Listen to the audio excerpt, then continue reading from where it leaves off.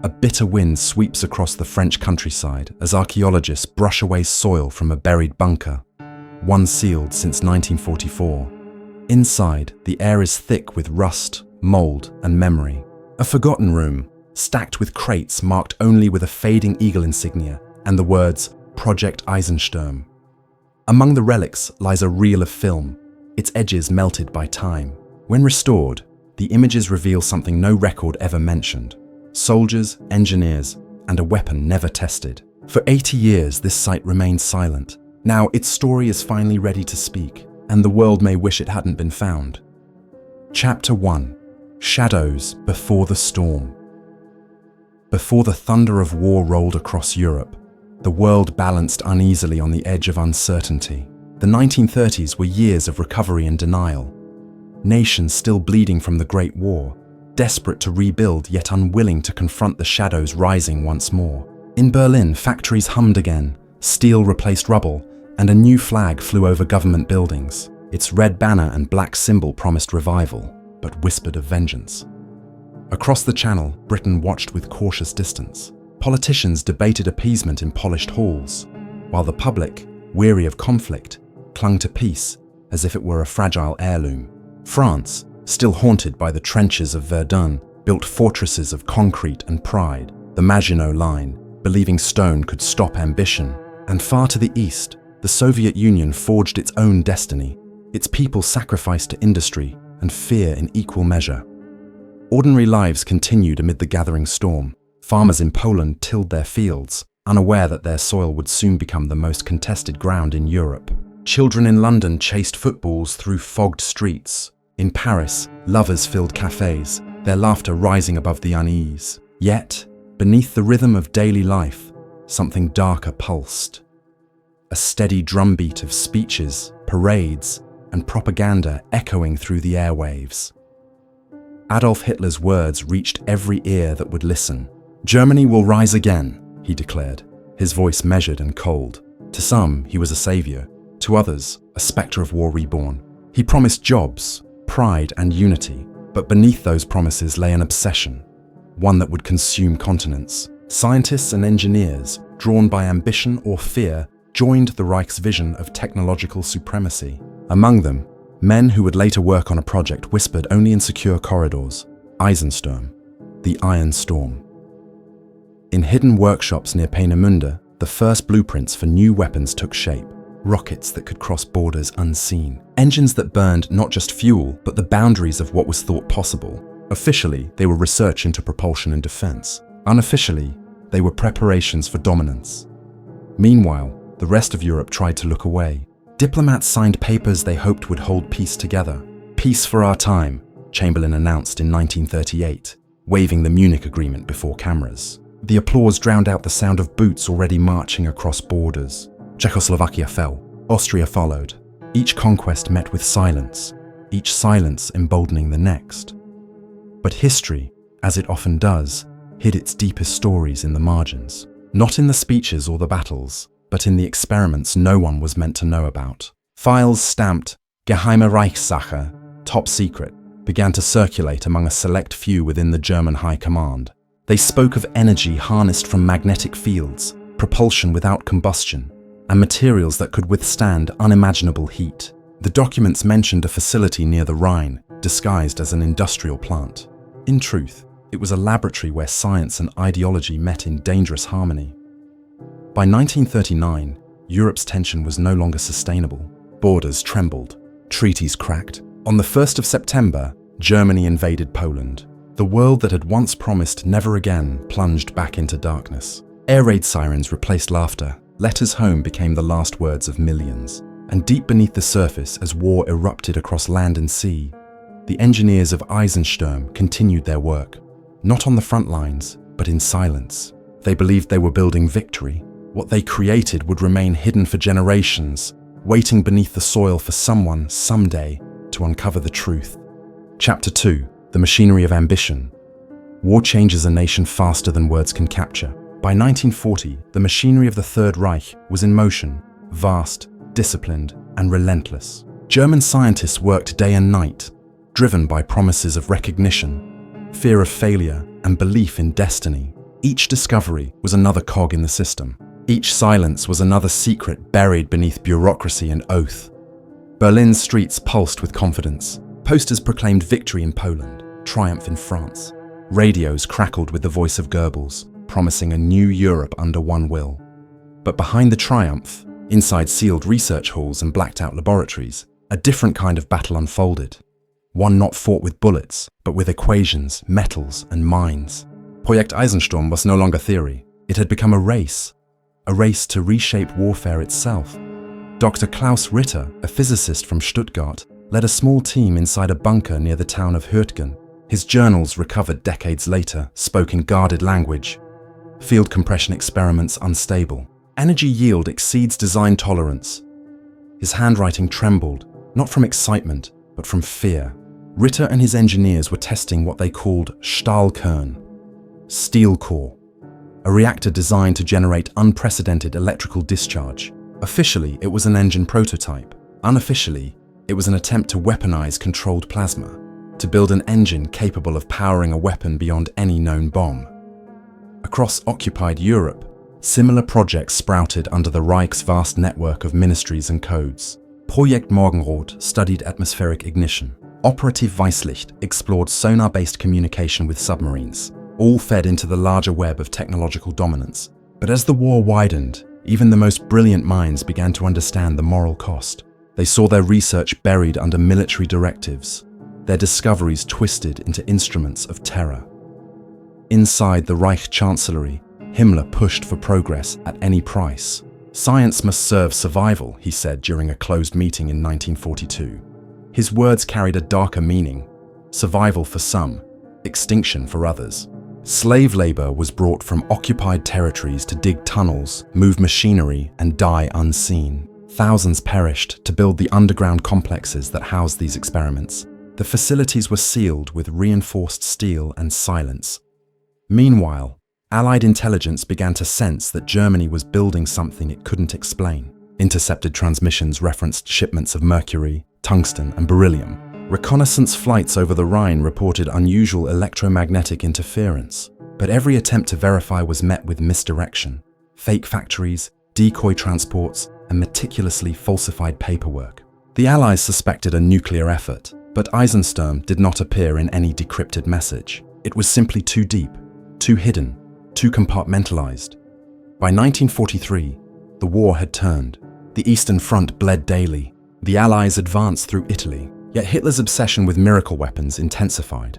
The V-2 rockets rained destruction on London, and within those same designs lay traces of Ritter's influence. His early equations for thrust stability copied and expanded without credit. When his superior presented the project to the High Command, Ritter was quietly reassigned to technical advisement, effectively silenced. From his underground quarters, he wrote one final note in his diary. "They've asked for something that defies reason, power without restraint, energy without conscience. I fear we've gone too far." His words were dated November 1944, the last entry before the Allied push toward the Rhine. Meanwhile, deep in the Ardennes, Operation Eisensturm was ordered into containment. The reactor prototype had destabilized during a test, producing a surge that melted reinforced steel and crippled the surrounding facility. Reports were sealed, survivors reassigned, and the site buried under explosives. The last truck left before dawn, its cargo sealed in lead crates marked only with a number, 47 Delta. No one ever reported what happened to them. The war's end swept away most of these traces. Laboratories destroyed, archives burned, witnesses vanished into prisoner lists. In the aftermath, Allied teams scoured Germany for anything resembling advanced research. Operation Paperclip absorbed hundreds of scientists into American programs. But Eisensturm was absent from every file, every interrogation. It was as if it had never existed, and yet whispers persisted. Soviet intelligence noted a missing shipment from Peenemünde. American engineers found components that didn't match any known design. One OSS report mentioned a German field reactor project lost to collapse. Redacted, forgotten, ignored. For decades, those fragments gathered dust in classified vaults, until a discovery in modern France revealed that not everything had been destroyed. The past, once buried in rubble, was beginning to breathe again. Chapter 3. The Fire Beneath the Rhine. It was winter, 1944. Snow blanketed the Western Front, softening the sound of artillery. But nothing could soften the fear that hung in the air. Allied forces pushed deeper into occupied territory, unaware of what lay buried beneath their boots. Beneath the ruins of Unearthed forest, under reinforced steel and miles of wiring, Project Eisensturm prepared for its final test. Dr. Klaus Ritter stood inside the control chamber, his breath visible in the cold. The war outside had turned desperate. Berlin demanded results. Orders came directly from the Ministry of Armaments. Activate the reactor, confirm yield, deliver proof of function. Ritter protested, noting instability and untested conditions. The reply was curt. Proceed. The Führer will have his weapon. It was signed by an SS overseer known only as Kruger. At 0600 hours, the bunker came alive. Turbines spun, conduits hummed, and the air filled with the metallic scent of ozone. Technicians monitored dials that danced beyond their limits. Field compression at 70%, one shouted over the static. Ritter clenched his fists. No higher, he warned. But Kruger, uniform pristine amid the chaos, stepped forward. Push it to full capacity. Germany will not fall because of your fear, Doctor. Outside, frost covered the forest. Allied artillery thundered miles away, the sound faint but constant. Inside the bunker, time seemed suspended. The reactor chamber glowed with a pale blue light. Beautiful, almost serene.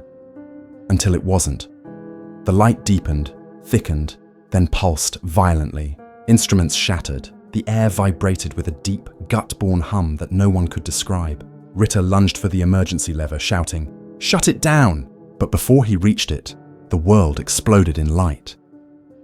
Witnesses outside described it later as a white sunrise. A wave of heat tore through the snow, leaving trees scorched but standing. The mountain itself seemed to exhale. The bunker collapsed inward, steel liquefying like wax. Those inside were vaporized instantly. For miles around, compasses spun uselessly. Radios went silent. The sky shimmered with static. Allied observers, unaware of what had happened, recorded the event as a munitions explosion. It was marked in reports, then quickly forgotten amid the chaos of the Ardennes offensive. Yet, strange things were noted in the aftermath. Local farmers reported livestock dying overnight, skin blistered though no fire had touched them. Instruments from British field units recorded electromagnetic interference that disrupted communications for hours. The event was logged, analyzed, and filed away as anomalous seismic activity. When Allied forces finally reached the area in early 1945, the entrance to the Eisensturm facility was sealed under tons of debris. Recon teams found twisted girders, fused stone, and the faint trace of radiation their equipment barely understood. They assumed it was a failed weapons depot. The deeper tunnels were unreachable. Without context, they moved on. But Ritter's assistant, a young engineer named Emil Hartmann, had survived. He had been sent to retrieve documents hours before the test. When he returned and found the valley reduced to ruin, he fled, first to Austria, then to Switzerland, carrying a single metal canister. Inside were blueprints, notes, and a strip of damaged film showing the reactor's core moments before overload. For decades, Hartmann remained silent, living under a false name. His story emerged only after his death in 1983, when his granddaughter found the canister sealed beneath the floorboards of his home near Zurich. Back in 1945, the Allies continued their advance. The war's end was written in blood and exhaustion. Berlin would fall, the Reich would crumble, and millions would die before peace returned. Yet in the collapsing hierarchy of the Third Reich, men like Kruger vanished. Rumors placed him among those who escaped through secret networks. Others claimed he died in the explosion, entombed with his ambition. No body was ever recovered. In the years that followed, the Eisensturm site faded into obscurity. Forests regrew. Concrete cracked under moss and time. The exact coordinates were lost, replaced by vague wartime maps and fading memory. To those who survived the war, it became another ghost story. One of many whispered about the secret weapons that never came to be. And yet, something lingered beneath the soil. Magnetic readings from the region remained unstable even into the 1970s. Locals reported that compasses failed near certain hillsides, and small animals avoided the area. In 2021, when a French construction team accidentally broke through a sealed tunnel, they found not an empty bunker, but a perfectly preserved corridor leading to a room untouched since that winter morning in 1944. Inside, the air was stale, electric, and unnervingly still. On one wall, a single word was burned into the concrete: Eisensturm. The instruments, though corroded, remained recognizable, and there, lying among the wreckage, was a scorched brass nameplate. The letters were faint, but readable: Dr. Klaus Ritter. After nearly 8 decades, the story of the fire beneath the Rhine had surfaced once more, not as legend, but as evidence. What began as a wartime secret now stood as a haunting reminder of ambition without restraint, and the thin line between progress and destruction. Chapter 4. Silence after the storm. The war ended, but peace did not come easily. Europe was a continent of ghosts, cities hollowed by flame, families searching through ashes for names, and soldiers returning to homes that no longer felt like their own. The guns had stopped, yet the echoes carried on for decades. In the quiet ruins, the world tried to rebuild and to forget. For those who had worked within the Nazi war machine, forgetting became a form of survival. Engineers changed identities. Scientists fled west or east, swallowed by new governments eager to claim their knowledge. Operation Paperclip in the United States, Operation Ossowieckim in the Soviet Union, both swept up the minds once bound to Hitler's cause. Rocket experts, chemical researchers, physicists, they were interrogated, debriefed, repurposed. Some were rewarded, others disappeared into classified facilities. Not one spoke of Project Eisensturm. The Allies catalogued mountains of documents, crates of blueprints, reels of film, samples of metals never before seen. Yet, when investigators searched for references to the Rhine facility, all they found were missing pages and code words without context. Reports marked redacted, insufficient data, testimonies that ended abruptly. It was as if the project had been deliberately erased. Perhaps it had. The Cold War was beginning, and both sides found it convenient to let certain histories remain buried. For ordinary people, the silence took another shape. In villages near the Hürtgen forest, residents rebuilt around craters and twisted steel. Farmers plowed fields that had once hidden munitions. Children found fragments of machinery rising from the soil after heavy rain. Smooth, silver, uncorroded. They played with them like toys, unaware they held pieces of a forgotten experiment. By the 1950s, locals simply referred to that area as Das verbrannte Tal, the burned valley. Few ventured there. Cattle that grazed too close grew sick. The air carried a faint metallic taste. Across Europe, the memories of war blurred into lessons, then into stories. But in the archives of France and Britain, a handful of researchers kept chasing anomalies. Unexplained energy readings from old battlefields, discrepancies in supply records, unfiled shipments. In 1967, one such investigator, a British physicist named Henry Cole, wrote a report connecting the Hürtgen explosion to abnormal radiation traces measured near the Rhine. His conclusion was cautious. Possible localized field experiment, non-nuclear in origin. The paper was quietly shelved under the Ministry of Defence's experimental files. Cole was reassigned the following year. Decades passed. The Iron Curtain rose, and with it, a new generation of secrets. Western intelligence agencies shared fragments of wartime data with their Cold War counterparts, trying to uncover what technologies the Soviets might have inherited. Among those exchanges was a thin dossier, stamped Eisensturm, unverifiziert. Soviet analysts dismissed it as rumor, but kept the name in their files. When the USSR collapsed and archives briefly opened in the 1990s, that same name reappeared, scrawled in the margin of a declassified GRU memo: Energy Anomaly, Origin Western Germany, 1944. For historians, it became one of many curiosities. For scientists, an unsolved riddle. But for families living near the forest, it was something else entirely, a curse that never lifted. Locals spoke of nights when the wind carried a hum through the trees, low and steady, like the heartbeat of a machine still running far below. Instruments failed, batteries drained. Search teams exploring old tunnels reported headaches, confusion, sudden nausea. The government closed off parts of the forest in 2003, citing unstable ground. The official statement avoided the word radiation altogether. And then came the discovery in 2021. The sealed tunnel, the bunker, the crates. Inside one of them, researchers found a rusted film reel and a glass vial containing a metallic residue unlike anything catalogued. Tests showed a dense alloy with electromagnetic properties beyond contemporary standards. Forensic teams confirmed it had not been produced after 1945. The implications were staggering and terrifying. When the images from that reel were restored, they showed men in heavy coats standing before a massive circular device. The machinery glowed faintly, light pulsing from within its core. In the corner of the frame stood Dr. Klaus Ritter, his expression unreadable. He did not look like a zealot or a villain, but like a man who understood, too late, what he had unleashed. The discovery made headlines briefly, then vanished again, overshadowed by politics, pandemics, and public fatigue with history's ghosts. But for those who saw the footage, it left a mark. The engineers' faces, the hum of the machines, the eerie calm before the explosion. It all felt too real, too modern. What they had built beneath the Rhine was not simply a weapon. It was a warning about the dangers of blind ambition and the thin line between progress and madness.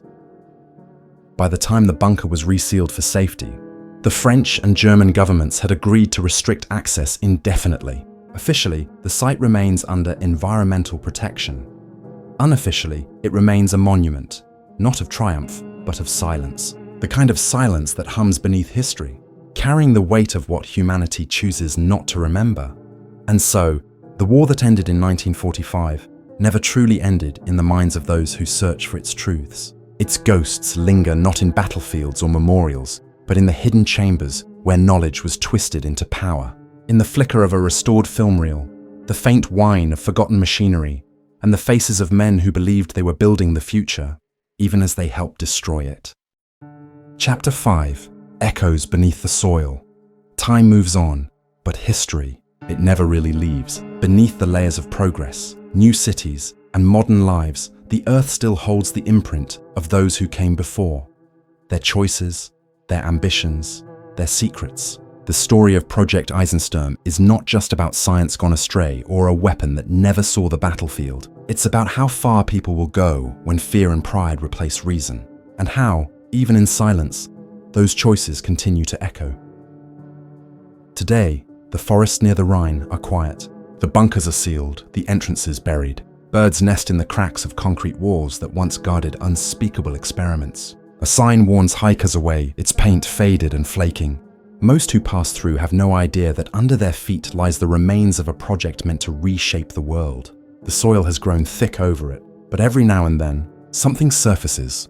A shard of metal, a faint hum picked up by a geologist's scanner, or a tremor that doesn't fit the natural record. Historians continue to argue about what exactly Eisensturm was. Some call it an early plasma reactor, others a prototype for magnetic propulsion. A few still insist it was a myth, a legend born from the chaos of collapsing empires. But the discovery of Ritter's notes and the footage from the 2021 excavation leave little doubt that something extraordinary happened beneath that forest. Not extraordinary in the way of triumph, but in the way of a warning whispered through time.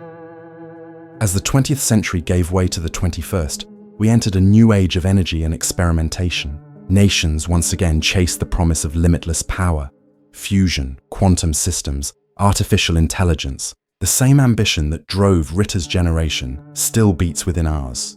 Though dressed in new uniforms, new laboratories, new rhetoric, we tell ourselves we've learned from the past, but history suggests otherwise. Progress does not pause to question itself. It advances, fast, hungry, and often blind. For decades, declassified files have trickled out, revealing fragments of how much both East and West absorbed from captured German science. Rocketry, medicine, aeronautics, all built on foundations laid in darker times. Somewhere in that mix of borrowed knowledge, Eisensturm may have left its fingerprints too. The mathematics of field compression reappeared in post-war propulsion research. The alloy found in the French excavation shares characteristics with materials developed during the early Cold War for satellite shielding. Coincidence perhaps, or maybe not. And yet, beyond the mystery and the speculation, there's a simpler truth. Every war leaves behind more than wreckage. It leaves behind unanswered questions. Fragments of humanity struggling to reconcile what we can do with what we should do. Ritter's final notes, recovered and translated, close with a single sentence written in trembling script. If anyone finds this, remember, Power without conscience will always consume its maker. He did not live to see how true those words would become. The Cold War that followed only deepened those lessons. Superpowers built their own Eisensturms, nuclear arsenals, secret laboratories, invisible wars waged through science and fear. The difference was scale, not spirit. Each side justified its actions in the name of defense, survival, peace. And just like in 1944, the pursuit of control eclipsed the cost of consequence. We built stronger walls, faster weapons, quieter silences. Today, as we uncover the remnants of that hidden world, the question remains, what do we do with the knowledge we've unearthed? Do we preserve it as history, or pursue it again, believing we can manage what those before us could not? The temptation to understand, to finish what others started, is powerful, but so is the danger of forgetting why it was buried in the first place. At the end of this long and tangled story, perhaps the most haunting part is not what was built beneath the Rhine, but who built it. Men and women, ordinary in so many ways, doing what they believed their nation demanded. They worked, they obeyed, they justified. And when the fire came, it consumed them all the same. Technology may change, humanity rarely does. If you stand in that forest today, you can hear the wind move through the trees, soft, steady, almost like breathing. The earth beneath your feet hides the remains of a dream turned nightmare. The silence is deep but not empty. It carries a reminder, one spoken not in words, but in echoes that hum beneath the soil. That progress without conscience is just another form of war. That every secret, no matter how deeply buried, will one day find the light. And that history never really sleeps.